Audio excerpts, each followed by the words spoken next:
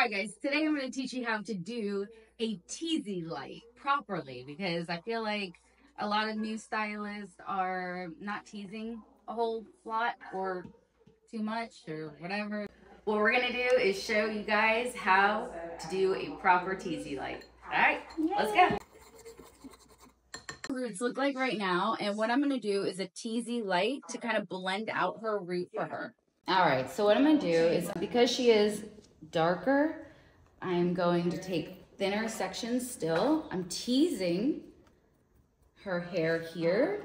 And then what I want in my foil is a very little amount when I pull it over. You see this? That's how much tease. Now, sometimes I do take bigger sections, bigger teases, depending on what we're looking for. But today, this is what we will be doing. Tease. You see how little is left in my hand? And there's more tease by my foil to the scalp almost, okay? Because if I don't, she's gonna look like she got nothing done. And I know that I have this much left at the top. What I do is spin her around. Don't wanna overdo this. She is just looking to break up her root line. Taking more of like a zigzag foil placement. Tease, tease, tease. This, I'm not gonna have to use a shadow root or a color melt, because her natural root is going to do that for me.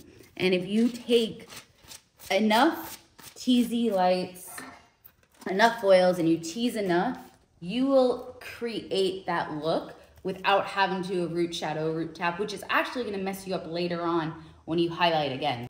I'm not all about that life, so I don't do it, but I'm gonna keep continuing and I will show you the results. Just wanted to show you, look at her. She's got a few little silvers, but that's all gonna be blended in as well. That's something else to think about.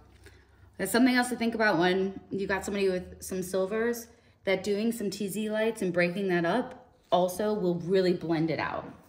All right, see y'all soon. And here is her natural. So I didn't use a color melt or root shadow or anything like that. Just gave her a nice blended look, so it's a low maintenance look as well.